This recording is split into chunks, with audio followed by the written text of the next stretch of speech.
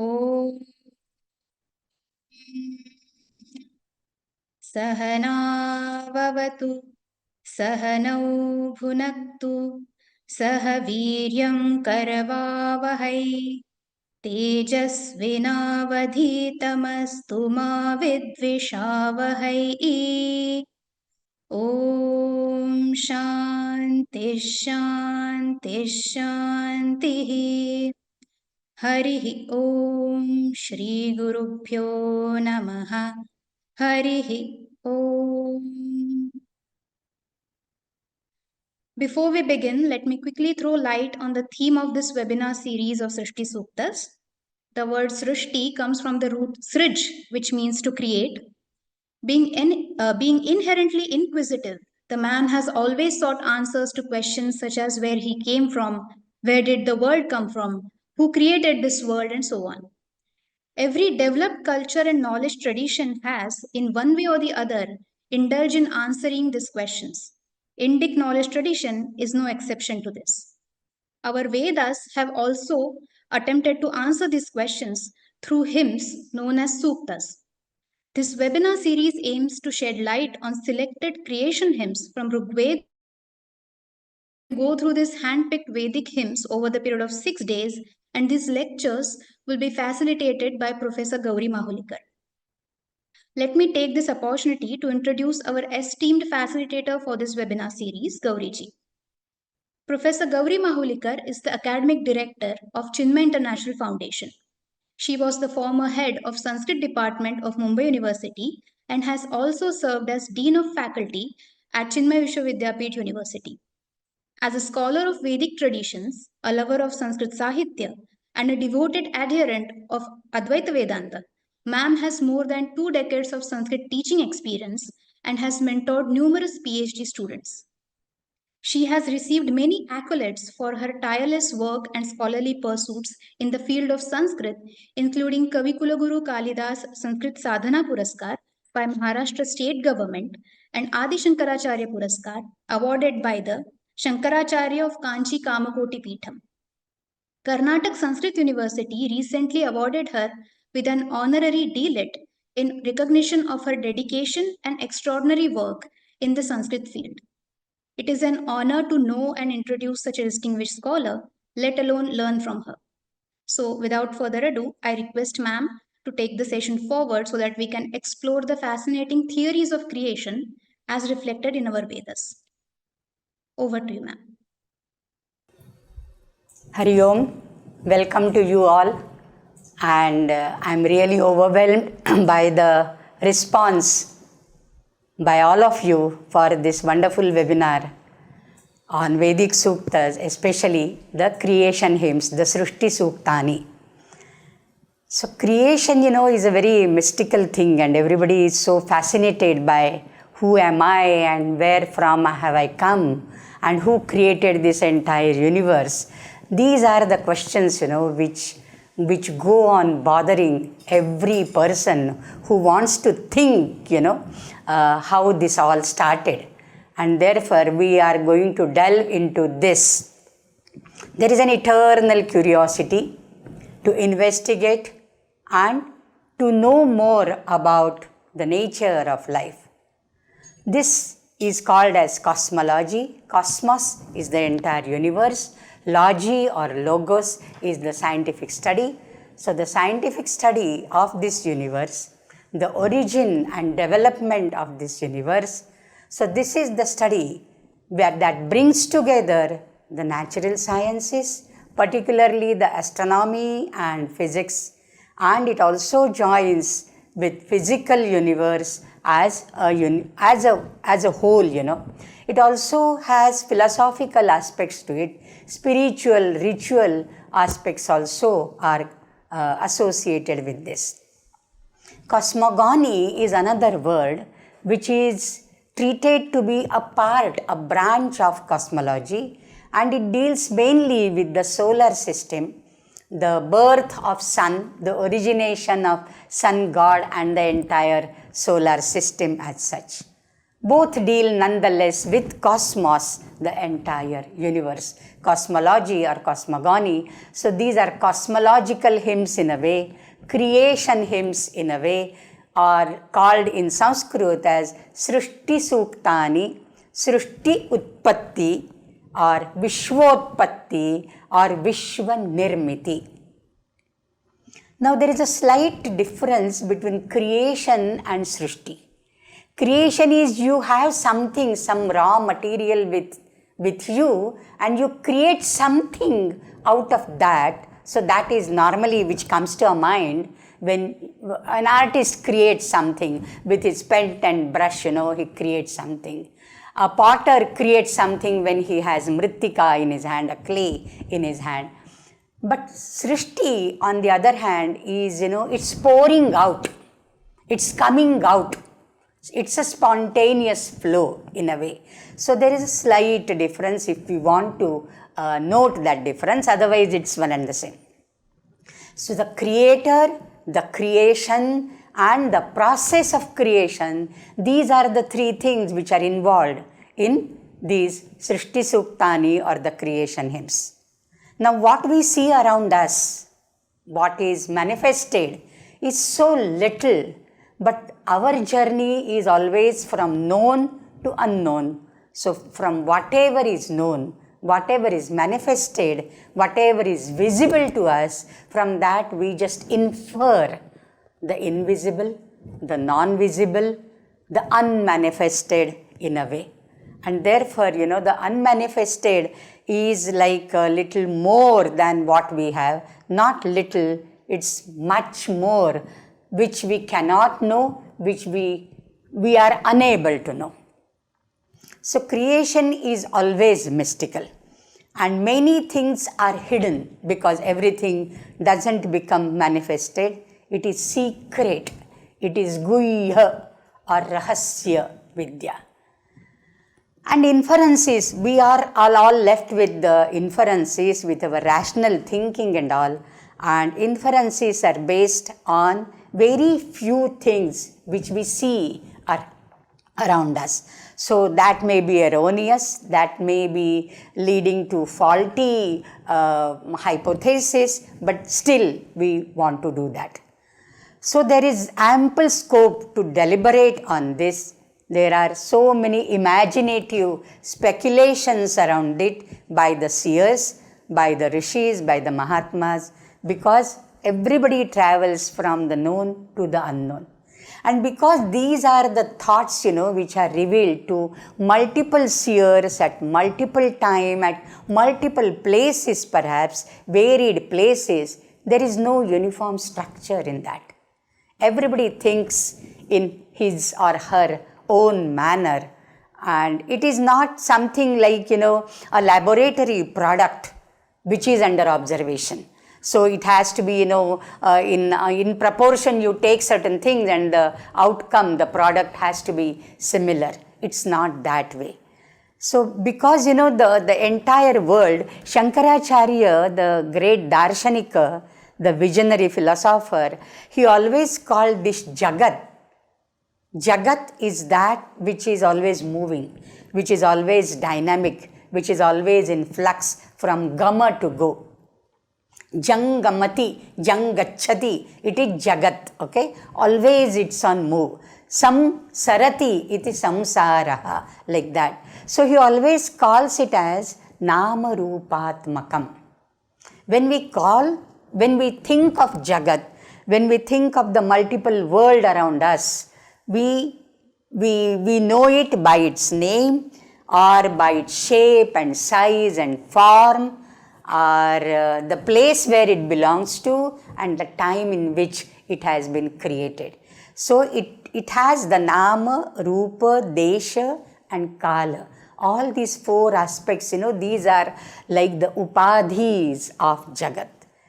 But can we really see the creation?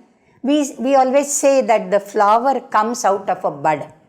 First it is a kalika, it's just a small bud, and then it blossoms into a flower. But we never witness the process of blossoming. I mean, now AI and all, they can generate that, and we see many things, where even the Brahma Kamala or the lotus is petal by petal, it blossoms in front of us. But really speaking, we cannot witness that. So blooming of a flower from the bud or a sprout from the seed, these are the creations, but then we can never really witness that. But we know for certain that they are bound by Nama, Rupa and all that. So when we talk about such things, it's a thing or a picture or a temple, or take even for a recipe, for example, which you create in the kitchen, that is also creation, by the way, right? From some raw material, but that is creation. That is not Srishti. So you have some raw material with it and you create something out of that. So when we talk about creation, there is a theory of Nada, Bindu and Kala. Okay? Na nadena vina geetam, na nadena vina swaraha, na nadena vina ragaha, tasmat nadatmakam jagat. How this jagat is? It is not only namatmakam, it is nadatmakam. So there is a nada in everything. Nada is voice, nada is sound. It is just something, which lies beyond any name, beyond any phoneme or morpheme. It's just the unmanifested form of any phoneme. Now this nada, I'm taking you, little backwards. Sometimes the creation starts from the anahata nada also, and therefore we need to know what nada is. So nada is of two types, the ahata and the anahata. Ahata is one which is produced when the air passes through our mouth cavity, rubbing against the various indriyas located in the mouth cavity. That is vaikhari, rubbing against, and therefore that is vaikhari. So this is, ahata. There is a friction, there is definite striking, and then something is created. Even the words which come out of our mouth, that is also creation. And when you go back to the creation, to the Vani, the four phases of Vani, it is Para, Pashyanti, Madhyama and Vaikhari. Vaikhari is only the 1/4, the manifested one. But 3/4 are hidden inside. Similar is the creation for everything. What we see is only a part of it. 1/4 is also, not exactly 1/4, 3/4 division, a part. Just to say a part of it, okay? So that is ahata, and as against ahata, there is anahata, which is not produced. It is an effortless sound, and it is sometimes we call the yogic, the yogis only can listen to that. It is the inner voice. So that is the anahata nada. So this is nada. Now Bindu, after nada comes Bindu, it's a drop or a particle. A point which has no magnitude, which has no specifications, no dimensions, no parts, that is Bindu. Philosophically, it is the manifestation of Chit Shakti in the Saundarya Lahari or in the Devi Purana, Markandeya Purana, etc., Durga Saptashati and all we have. Asit Shaktihi Tato Nado Nadat Bindu Samudbhavaha. So first there is a primordial matter or Shakti, the energy. From that energy there is Nada, and Nada takes the form of a magnitude-less point, Bindu. And then this becomes the starting point of every creation, one point at which you start doing something. Scientifically also, everything started with a small indivisible particle. That is how we started. Now this is Nada, Bindu, and then last comes is Kala. First there is Nada, then there is Bindu, and then Kala is manifestation. Kala is a digit. So first is Nada, then comes Bindu, and then digit by digit the manifestation takes place. So it could be a creation of a picture, as I said, by a good painter. It could be a sculpture, carving out and chiseling out some sculpture or some temple. In fact, we can show you, there is a very famous video by James Hardy or Thomas Hardy, how from Bindu everything started. And that Bindu is at the tip of the Shikhara, and from that, the Kala, everything starts. The temple, as the whole temple also, it starts from a Bindu. So practically it's a step-by-step construction from the unmanifest to the manifest. Aesthetically, it carves out the journey of the creator, an artist, a cook, anybody. Scientifically, it explains the cosmology or the process of creation. Philosophically, it is the ontos, the ontology, the being, the thing which exists, and the metaphysics around it. And spiritually, it is the Srishti and the Pralaya, the creation and the dissolution. So this is the Nada, Bindu, Kala theory behind every creation. So this I just thought of, just a wild thought of creation. Why creation only of this cosmos? Though basically I started with cosmology, creation could be of any other thing. For mundane people like us, it could be a creation of a small thing like a pot or like a recipe also, which we create in our kitchen every day. So now we come to the bigger picture of that, from the smaller picture which we are used to practically every day. From that known factor, let us go to the larger picture of the Srishti. And Big Bang theory, it talks about, Big Bang theory, everything got created all of a sudden. So this is called Sadhyo Srishti. The creation could be categorized as of two types. One is Sadhyo Srishti, which is a sudden creation, and suddenly it will dissolve also. It will get disappeared also suddenly. So like we have dreams. We see dreams. After waking up, where is the dream?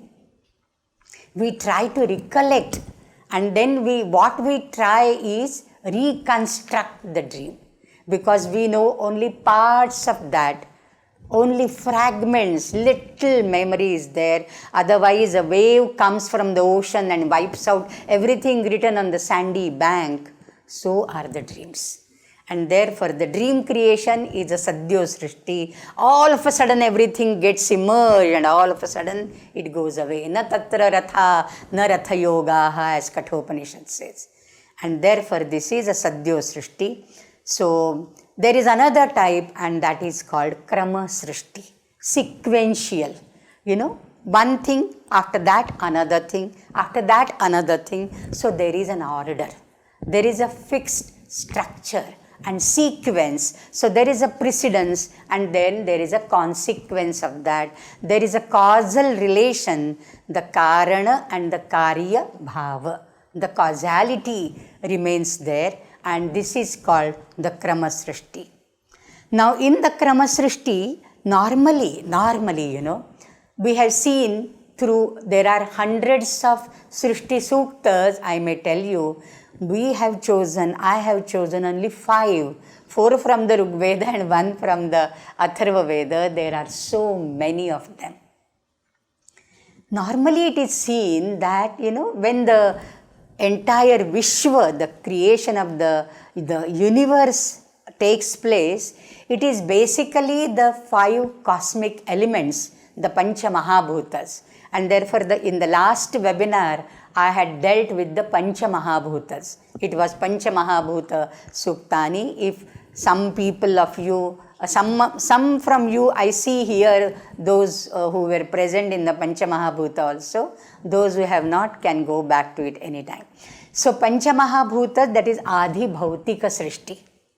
So first starts is the building blocks of the universe.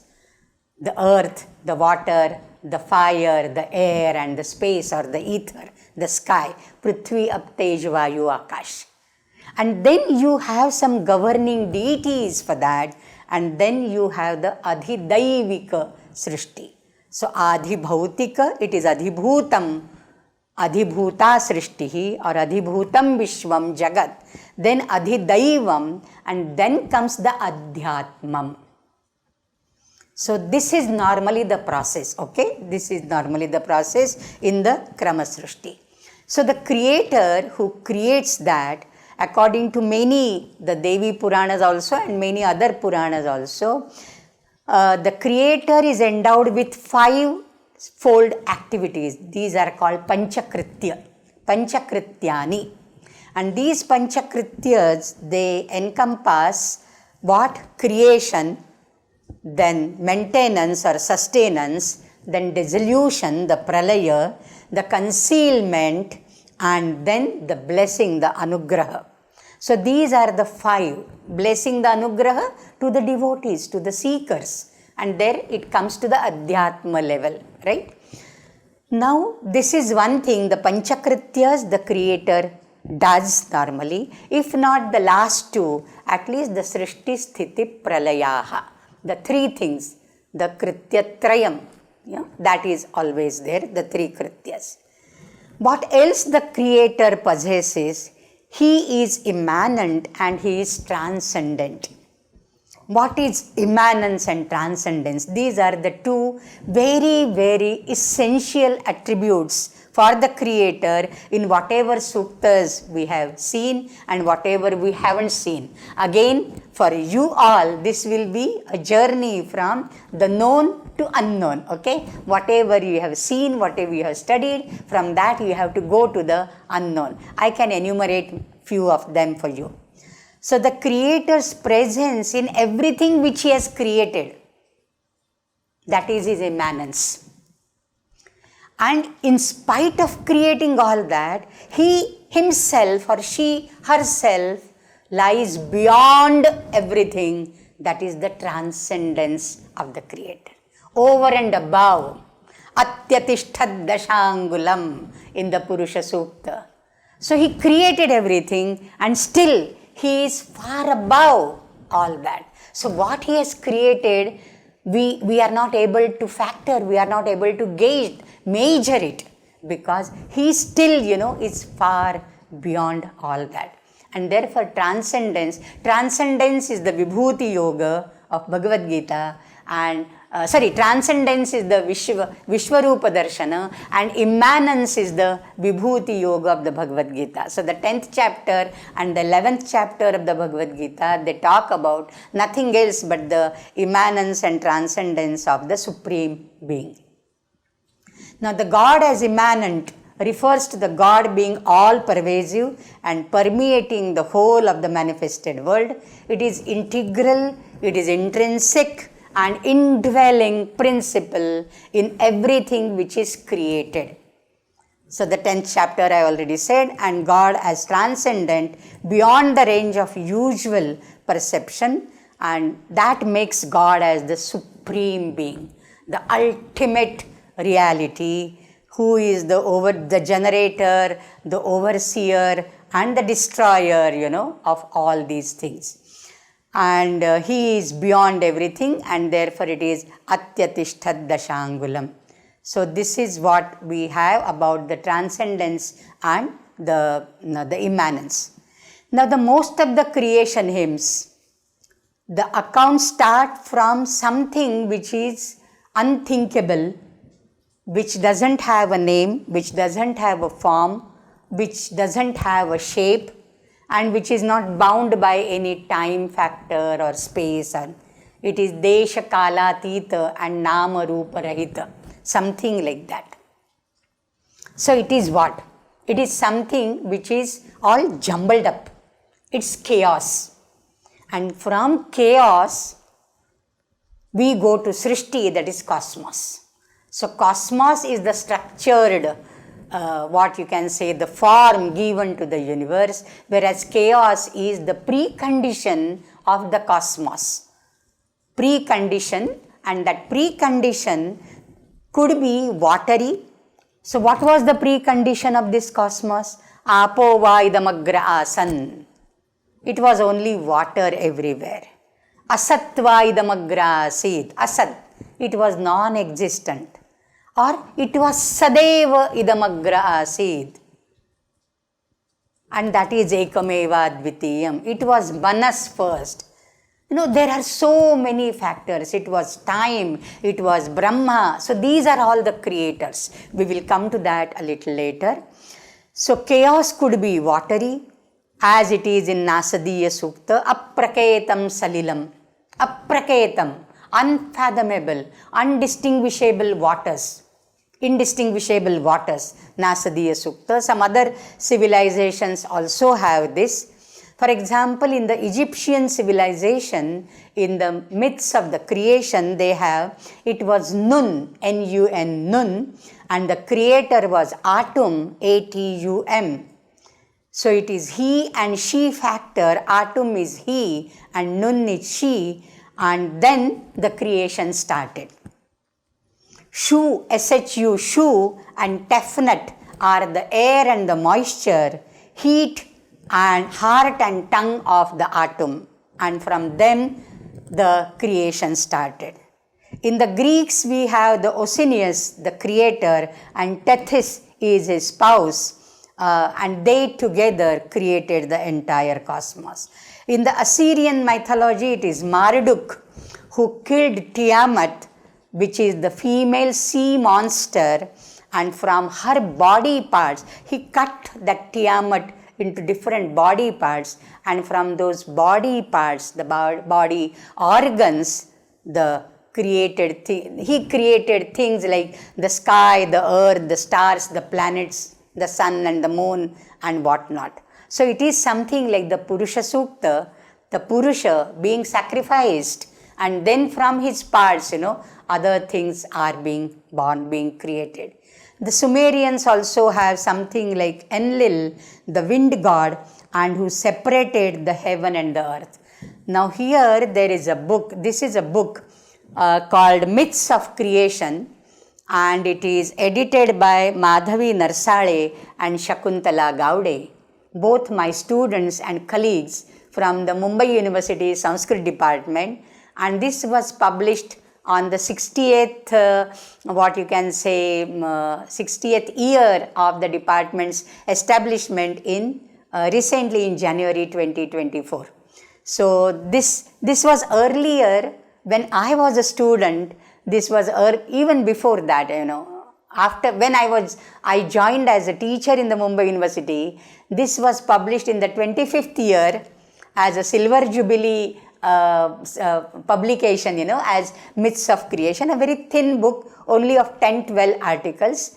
Now these two young ladies, the dynamic leaders of the Sanskrit department now, Shakuntala and Madhavi, they have added few more to this, and you can get the world over mythology, and the myths of creation in all different myths, different civilizations of the world, like Rigveda, later Vedic, Brahmanical accounts, epic, Puranic, Babylonian, Egyptian, biblical, tribal, then Padma Purana, Vaishnava Purana, tribal myths, and Jain cosmology, Norse creation, this and that. There are so many of them. Okay, so please refer to this book, Myths of Creation. I am going to show you another wonderful book, and this is Srishti, the Songs of Creation from the Vedas.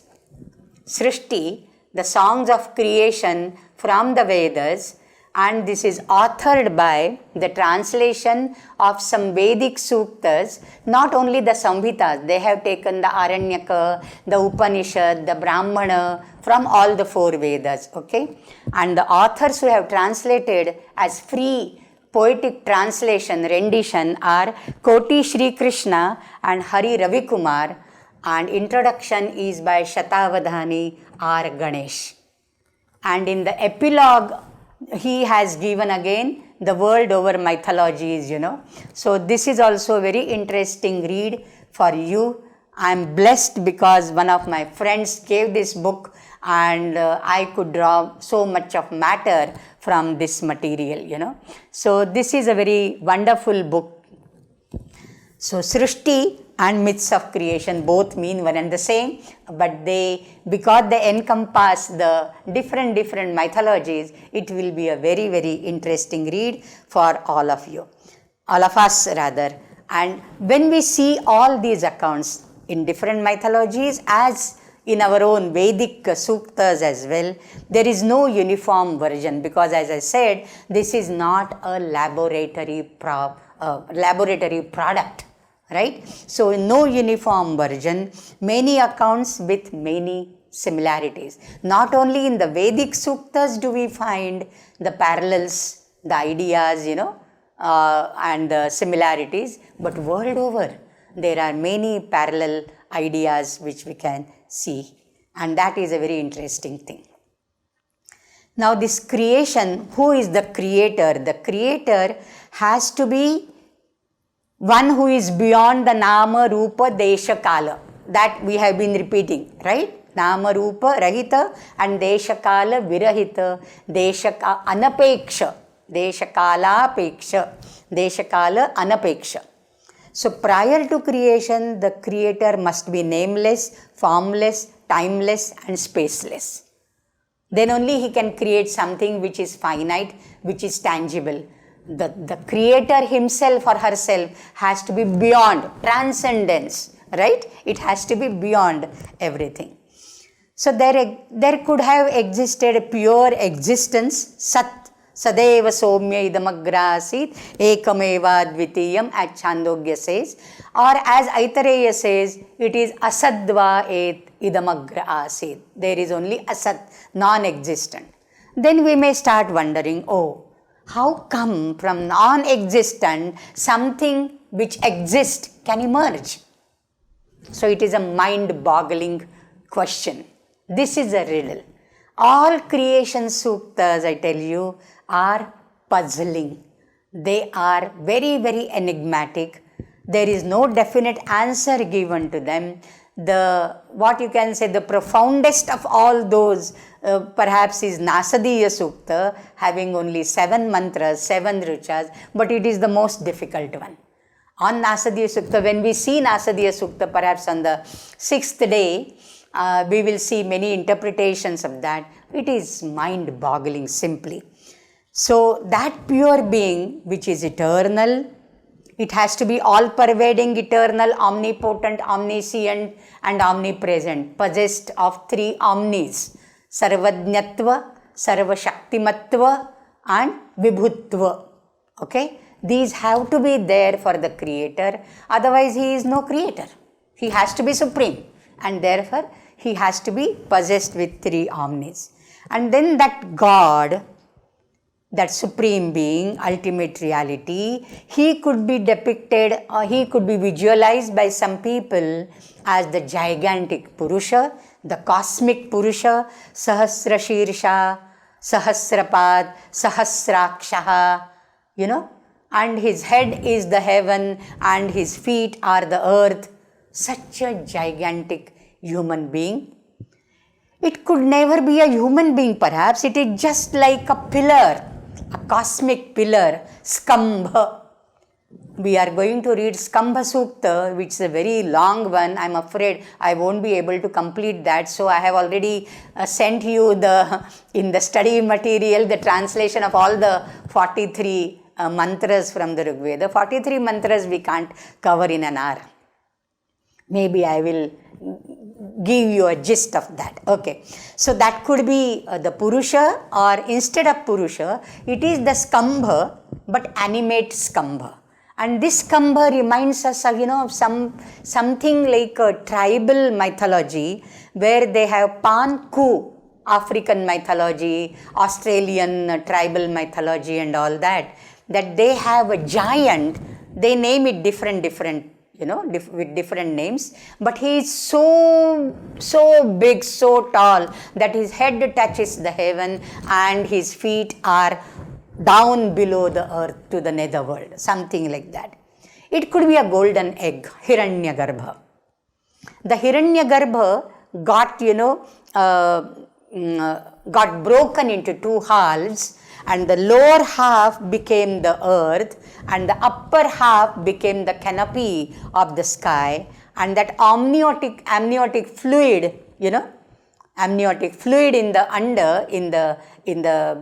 egg, all that became the rivers and the oceans, whatever liquid, whatever watery reservoirs we have, and whatever was the pinda, the ulba, the solid mass, that became the mountains. Such is the imagination.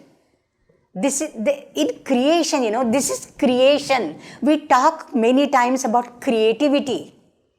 And what is creativity? Jo na dekhe ravi, so dekhe kavi.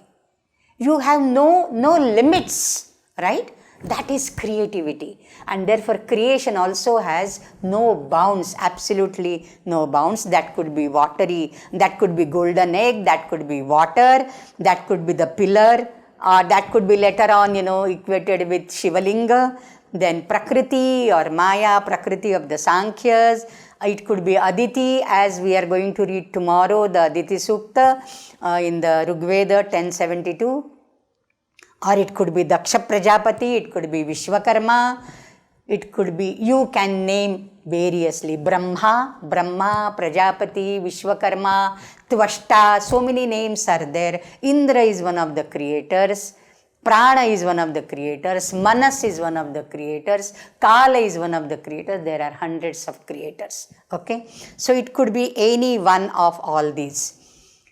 Now the Vedic creators, I have given some references, so those who really want to study and go deep into, from which the Srishti started. In Taittiriya Upanishad, it is Asad, not Aitareya. I think it was slip of tongue from my side. It was Asadva idamagrasi, that is Taittiriya.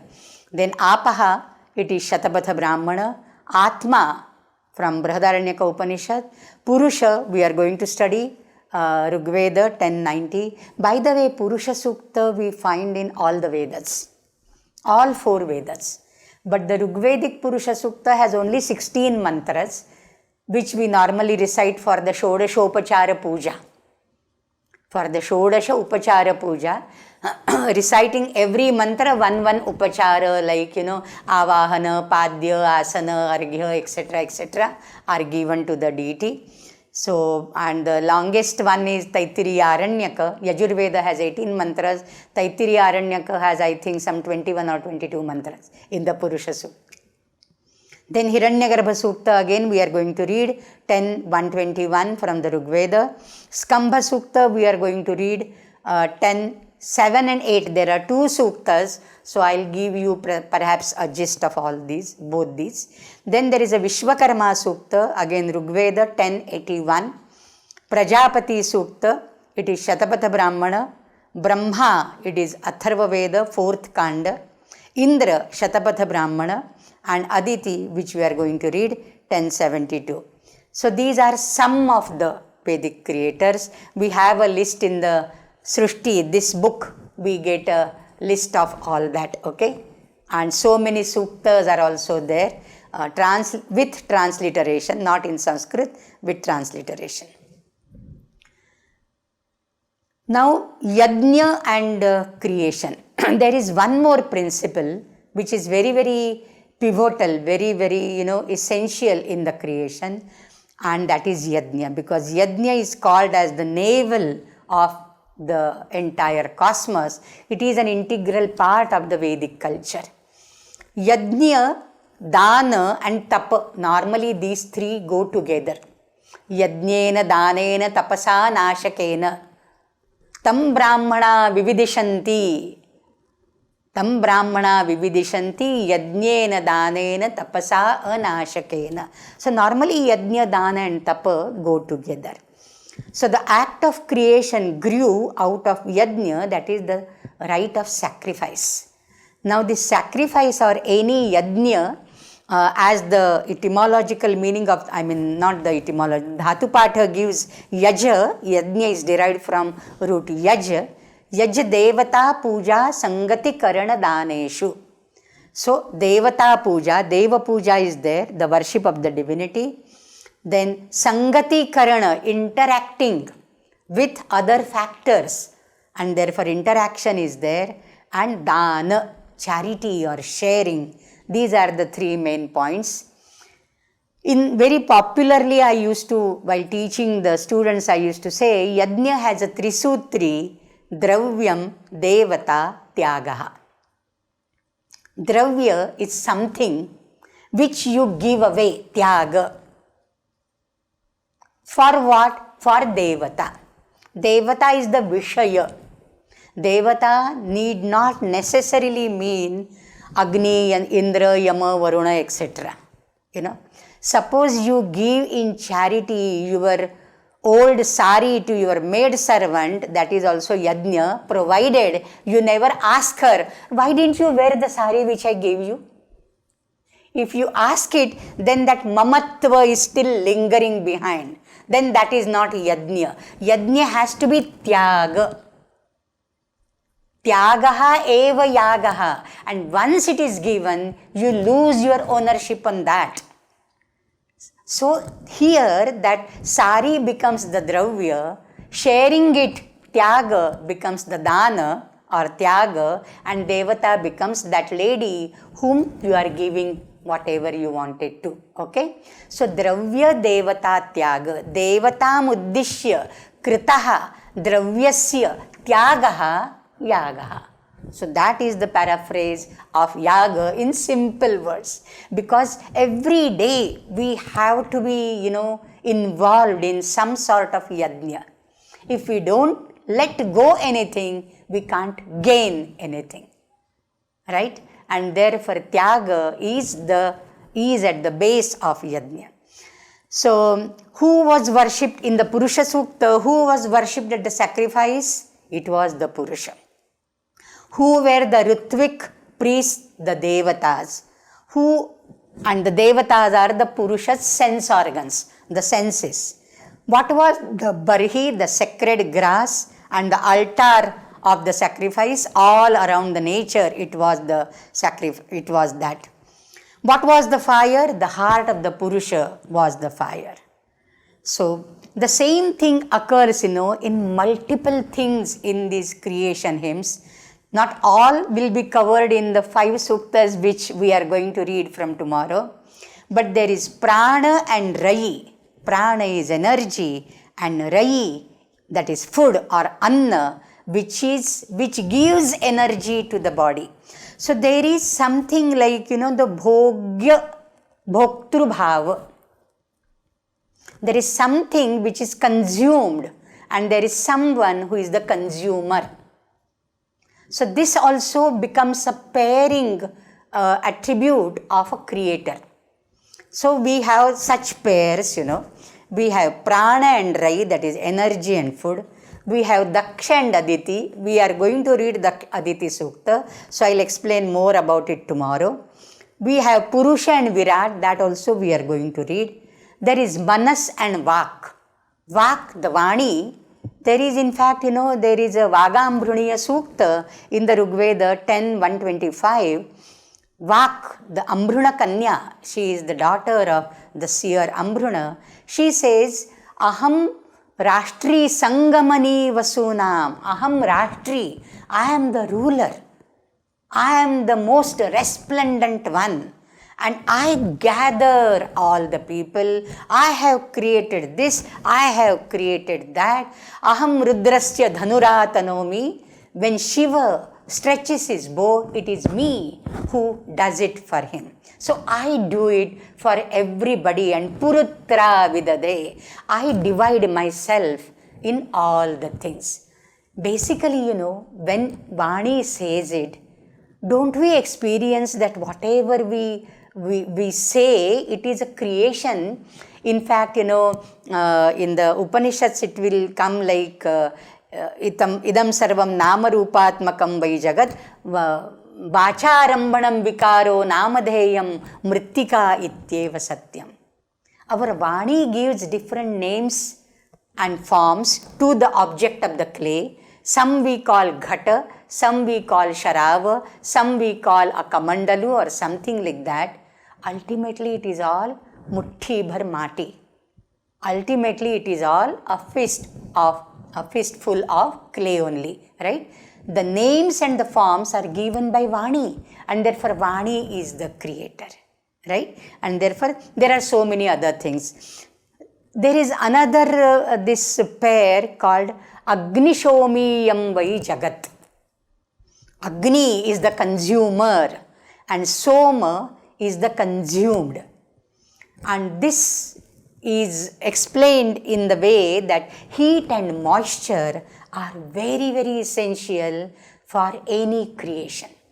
Take the creation of the lowliest worm. For that also, the worms are created in the cow dung and all. There is a moisture and there is heat inside. So the heat and moisture together. If you take the human creation, it is also the heat of the human generative organ, the male organ, the semen, and the moisture in the female organ. They come together and then there is a human creation. In fact, on the Nasadiya Sukta, I may forget that time, last day. So Vaika Rajwade, V.K. Rajwade has written an entire volume of fat book.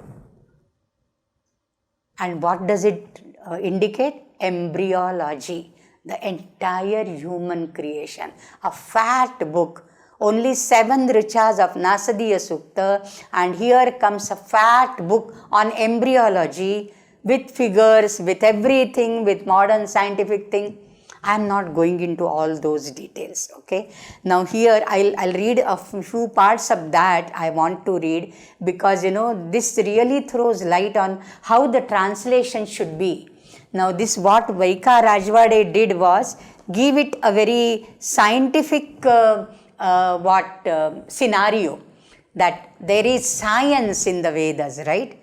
Now what Shatavadhani R. Ganesh wrote about the translations is, translations sometimes or invariably come with the baggage of interpretations. They come with the baggage of interpretations, and therefore sometimes the bias of the translators, etc., etc. Western translators of the Vedas, starting from the Orientalists, tend to conform to a strictly materialistic interpretation. They look at the Vedas through one or more fixed lenses of sociology, anthropology, linguistics, Christian theology, and so on and so forth. Traditional translators, on the other hand, like Sayanacharya, but I believe Sayanacharya. Though sometimes, Sayana wrote his commentary on 13th, 14th century, so many years ago, but then normally he is ritualistic interpretation. When ritualism doesn't apply, he goes mystical, he becomes Vedantin, and he gives a very, very philosophical interpretation. So traditional translators, Shatavadhani says, lean towards a faith-heavy, theistic interpretation, sometimes even bending the original verses to fit them into their preferred school of thought.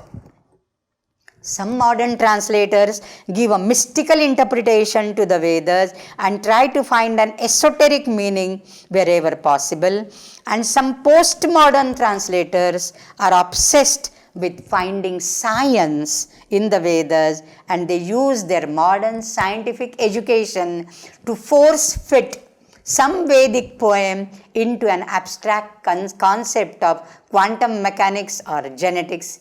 These translations often seem to miss out the levels of meaning, and therefore how he is defending the translations of Sri Krishna and Ravi Kumaris, here they have translated as pure poetry. So if you want to read pure poetry, then translations of these authors would really fascinate you.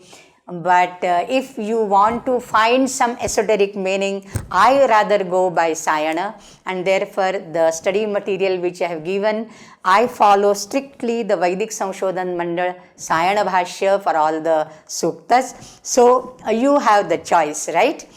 But I must give you, the field should be open for thinking, for deliberations, because ultimately it is give and take. This is not that what I say is right. There is a scope for everybody to deliberate upon and everybody to think and have his own conjectures and hypotheses and opinions about it. Now, Yajna and creation there is another sukta. We are reading 10:129, which is Nasadiya Sukta. The next sukta is Srishticakra Sukta. And Yajna is performed with Saman. Saman is Rucha is a poetry and Saman is a song. What is the difference between a poetry and a song? The same difference is there between Ruch and Saman. Ruch is chanted, Saman is sung. Okay? So Yajna is performed with Saman, and as if these are the shuttles for weaving. Samans are weaving, and he, the Supreme Being, is a great master weaver. So with the shuttles of Saman, he weaves a cloth, okay? And there are so many things. The Supreme Being weaves, spreads the cloth, rolls it, spreads above. All these, whatever a weaver could do, all these actions are superimposed upon the person. And that also has Yajna, because Kim Nidanam Ajyam, Kim Asit Paridhihi, Ka Asit Chandaha. These are the questions which are dealt with in the Purusha Sukta as well. Kim Asit Praugam, Kim Uktham, Yad Deva Devam Ayajanta Vishve. So this is from 10:134. So similar to Purusha Sukta, the Yajniya Parivesha. All these terms, the Barihi, the Ajya, the Paridhi, Samidha, Chanda, all are associated with Yajna Kalpana. And here, we get a very unique, why I was tempted to quote this, we get a unique association of meters with the gods. Normally while teaching, I used to say, Indra Suktas in the Rigveda, normally you find in Trishtu. Agni Suktas, normally you find in Gayatri. The source is here, I never knew it until I started studying for this webinar. So Agni and Gayatri, this is a pair. Savitra Suktas are in Ushnik, because Ushna, Savita is Ushna, Prakash and Aushnya, these are his attributes. Soma is very soothing, and Anushtup is a very soothing meter, very easy to adapt and to compose in. Mitra Varuna in Virat, because Varuna is the Samrat and Virat is very big, and therefore Mitra Varuna, they come in Virat Chanda. Indra is Trishtup, because Indra has the three offerings, in the morning, Pratas Savana, Madhyandina Savana and Sayam Savana, and therefore Trishtup, Trihi, Stutaha. Brihaspati, Brihat, and Brihati is also big meter. And Vishve Deva, Jagati, because Jagati has 12 letters in one line, 12 fours are 48 letters. Trishtup has 11 letters. So like that, these are like paired with the deities in this sukta. Now coming to the end now, some common ideas of creation. Creation from the parts of the body of the primeval person. We find it in Purusha Sukta, and you can find it in the Marduk, this creation myth, Assyrian and Sumerian. Marduk creating from the body parts of Tiamat. Then creation from the body fluids is another thing. Normally fluid could be the urine, the blood, even the sweat. In the Srishti, there is a Sveda Sukta. Sveda is perspiration, sweat. From that, the body fluid. So from body fluid also there could be Srishti. And we have this in the later works like Puranas, and therefore why you may be wondering why I am quoting Puranas every now and then. If not quoting, I am at least uttering the name Puranas, because Itihasa Puranabhyam Vedam Samupabruhayed Bibhetyalpashrutat Vedaha Mamayam Praharishyati. Mahabharata says that the Vedic meaning has to be substantiated with the help of Purana and Itihasa. Itihasa Puranabhyam. Otherwise, the Veda is afraid that the person who interprets Veda only on the base of Vedic meaning might misinterpret Mamayam Pratarishyati or Praharishyati. And therefore, the Vedic concepts, they become more clear many times in the Itihasas and the Puranas. I have some stories about that. When time permits, I will tell you a story or two. So Raktabija, for example, In the Devi Bhagavatam, the demon arising out of the blood drop. Kuja, Mangala Graha, is born out of the perspiration of Shiva. And that perspiration, he was in the Ugra Tapas Shiva after the death of self-immolation of Sati. And then he was heavily sweating and perspiring, and a droplet fell on the ground, and earth captured it, grasped it, and therefore Ku Nama Prithivi, Kau Prithivyam Jataha iti Kujaha Nama Mangala Grahaha. This is the Mars, the planet Mars. So this is a creation hymn. This is a creation, how the planet is created, right? So this is from the sweat of Shiva. Then creation from the body dirt. Parvati creating Ganesha out of the Angamala body. Of course, it is Parvati is a Nadi, and the Angamala is the sand or the clay on the banks of the river through which you can form a Parthiva Ganesha. Okay, so there are multiple meanings, but then this is a body part. Okay, so Parvati creating from her body dirt. Then creation by separating the primeval pair. They are united together. And somebody comes, and because whenever they are generated, the beings are generated because the primeval couple is always in the coitus state, but they are getting suffocated, they can't grow. So somebody comes in between. This you find in tribal mythologies. Sometimes in Indra Suktas also you have that Indra stood tall. He separated his parents. Normally in the tribal mythology, it is the giant who separates the primeval parents, and the sky should not fall down because sky is the father, earth is the mother, right? And therefore, that cosmic gigantic Purusha is later on visualized as a very big tall tree, and lest the sky would fall down, and therefore he would hold that sky through his hands, which are the branches. So the wild tall trees growing in the forest, they have separated the parents, the heaven and the earth. The giants did it in the folk literature. Trees represent the tribal giants holding the sky with their hands. So the common points are Bijankuranyaya. There is a classical paradox, whether the chicken comes first or the egg comes first, whether the seed comes first or the sprout comes first, Bijankuranyaya or Bijavruksanyaya. Pinda Brahmandanyaya is another thing which we commonly find. Whatever is there in the macrocosm finds its place in the microcosm in the body. Pinda Brahmanda. So Pinda Brahmandavada, micro-macro cosmic relationship. Bhoktru Bhogya Bhava, as I said, there is some consumer and there is something which is consumed or consumable. Then Pustri Bhava, for example, in the Atharva Vedic Upanishad, it is said that Tvam Kumara, Tvam Utava Kumari, Tvam Puman, Tvam Stri. You are both. So Pustri, they become one. And then there is a creation, and Yajna, of course, we saw now. So mostly the creation is speculative. It's never definitive that this is what happened. Who can say that? Who can say that? This is what I tell you. Let me tell you. Oh, you are wrong. Let me tell you. This is what was there, and this took form like this, and therefore the creation started. Mostly it is imaginative, mostly it is speculative, and only few times it could be definitive. And now the Suktas, quick glance over which we are going to study. Intelligent human beings, they always want to know who and how. Why, who and how.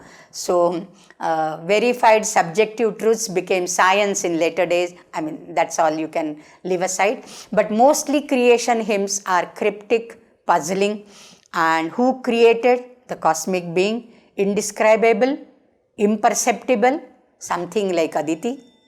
Creator was very great and omnipresent, omniscient, omnipotent person. He is the Virat Purusha. Creation from a cosmic pillar, identified with Shivalinga or Indra or yupa or stupa or the Deepa Vriksha. You have the Deepa Malas, right? That is also the same, Skambha. Then a bird coming out, breaking an egg is seen by the people, and therefore the Anda, the Hiranyanda or Hiranyagarbha Sukta, a golden egg. And therefore a cosmic egg is imagined to be creative element all over the world, and water is regarded as the basic element for life.